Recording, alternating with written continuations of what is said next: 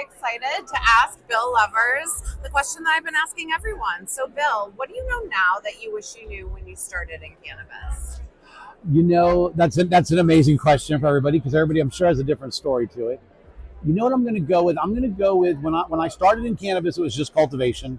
The goal was to grow quality products that could help our friends and fellow patients that use cannabis. What I wish I knew then was what a powerful tool media was. We did learn it eventually, but it was a process. And so in 2013, we actually started Beer Bros, designed a logo, and we put our face on a federally illegal product. And so that was a very interesting thing to do. I didn't realize the depth that you can get from doing media as opposed to just growing really good meds for patients in your local area. And so what I wish I knew then that I know now is the power of media and the ability to reach people, to educate more people, and quite honestly, to be able to build a brand. I love that. And it's so important in cannabis education, getting information out there. So that's a really great point. And I've been telling people when I've been meeting people, and we started our media in 16. I started dabbling in media, but by 18, we were doing media, had a website and an email list, and started sending out information. I've been telling everybody I can, especially small farmers, you don't have to be media, but you have to do media.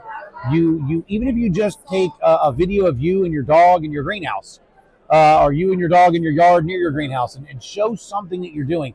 People want to. You need to build a lifestyle brand. I guess what I'm trying to say. People want to follow people on social media that they show their lives, that they're genuine, and that they can realize. It's very much, I feel like, a lot of reality TV where you realize that you're just like everybody else. We all have our little quirks. We all have our little things that we do, but we're all human, and there's this human experience that we're all going through. And so I think that media and branding yourself as a lifestyle brand goes a long way. I love that. I love the way that you run your social media. I love the Beard Bros, Freedom Grow, everything that you do for this industry. Thank you, Bill. Well, thank you. I'm Dina Naguib here at IgniteIt Chicago. Really excited. I have one of my dear friends and colleagues, yes, Rachel Wright, and I'm really excited because you've been in the industry for such a long time to ask you the question that I've been asking everyone. So, what do you know now that you wish you knew when you started in cannabis? Why is this such a deep question? Why? That's a tough question. Okay, what I wish I knew back then that I know now is don't overcomplicate things. Yeah, I think that the basics and the foundations of business are like the most important. And I think that folks tend to overcomplicate things, and I think I also overcomplicated things in the very beginning. And really what it is it comes down to fundamentals. I could have made my life a lot easier had I just stuck to the fundamentals, and also obviously following your intuition is one of the fundamentals. And I think there's actually a lot I wish I had known. Those are some of the things, intuition and who you're working with, who are you partnering with, who are you hanging out with, following that. And if it sounds like it's too complicated or it sounds fishy, definitely watch out for it. So intuition is huge. Absolutely. And that's one of the fundamentals and basics as well. Yeah. As a software person, I totally believe in keeping it simple. That's very important. Don't overcomplicate it. Right. And I think the people you surround yourself with is so important. It says a lot about who you are and what you stand for. Right. Yeah. So just keep it simple. Yes. Yeah. Thank you so much, Thank Rachel. You.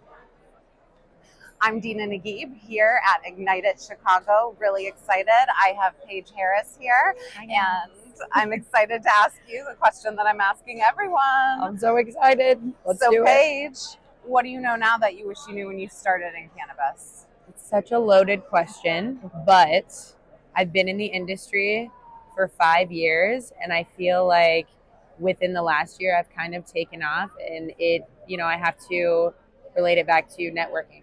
I didn't network a lot at the beginning. I did a lot of research. I did a lot of diving into the plant, which was great also. Education is huge, but networking, meeting people, also females in the space, has been life-changing for me. And it's opened up a lot of opportunities, and I feel like I'm not, where I'm supposed to be quite yet, but I know that through the connections I've made and the support I have in the industry, that's how I'm going to get there.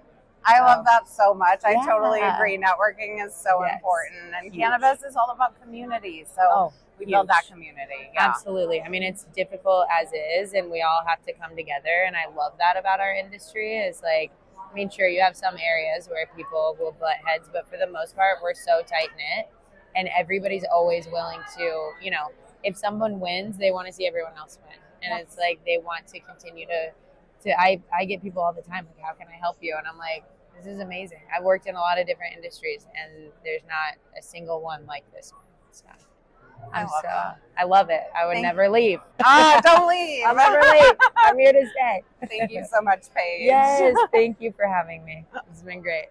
I'm Dina Naguib, and I'm here at IgniteIt Chicago. Really excited to ask Alicia Zimmermann the question that I've been asking everyone. So, Alicia, what do you know now that you wish you knew when you started in cannabis?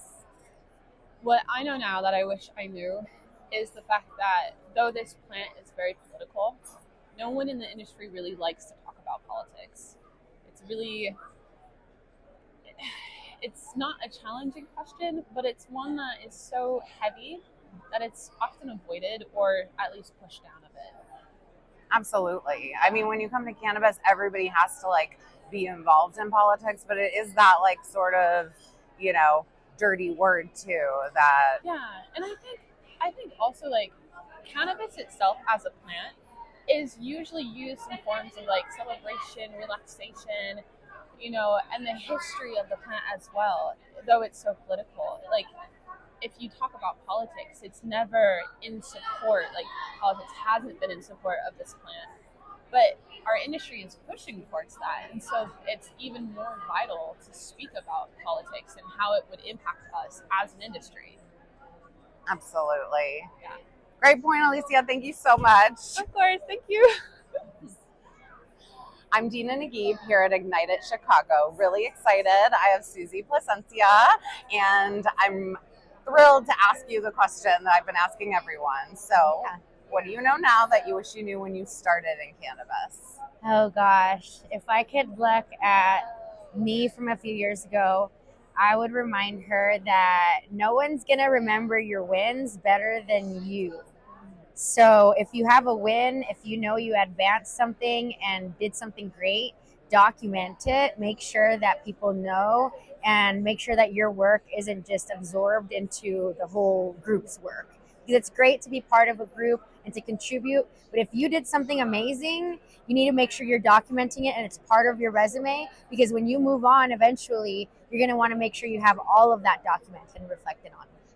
I love that so much. I think a lot of people, you know, we've been talking about community, how important that is, but you have to remember the individual as well. And I appreciate you bringing that up. Yeah, or else you'll get swallowed up in the machine and it's like, what did you do? You know, and like you remember because you went through it, but then you have to prove yourself, right?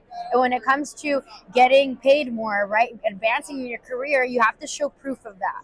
And you've got to make sure it's well documented. Impact. Document your impact. Document your impact. Yeah. You heard it here. Thank you so much, Susie. Of course.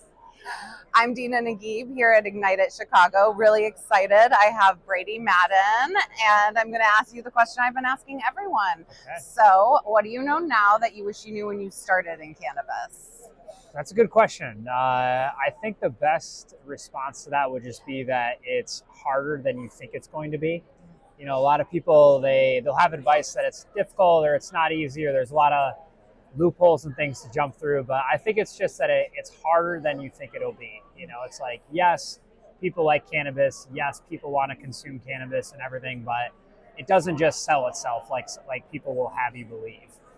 So it's definitely harder. And there's always, if you think there's 2 hoops to jump through, there's probably 5 hoops to jump through.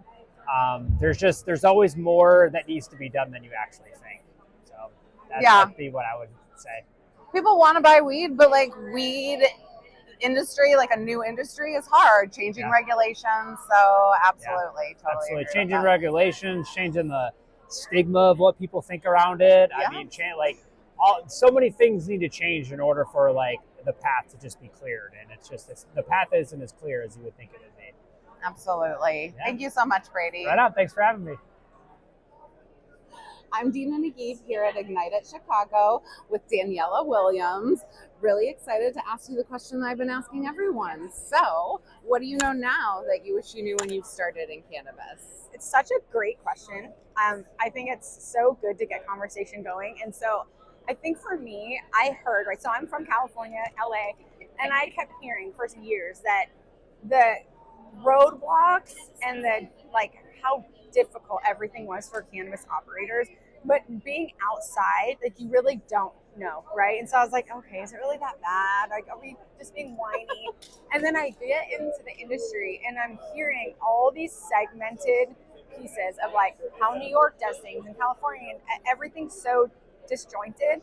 But the amount of red tape and the crap that people are put in this industry it's mind-blowing to me. And I really just did not have a good understanding when I entered the space of how difficult it is for this industry, for a business owner to just get the basics, for them to be treated as any other owner or operator in any other industry.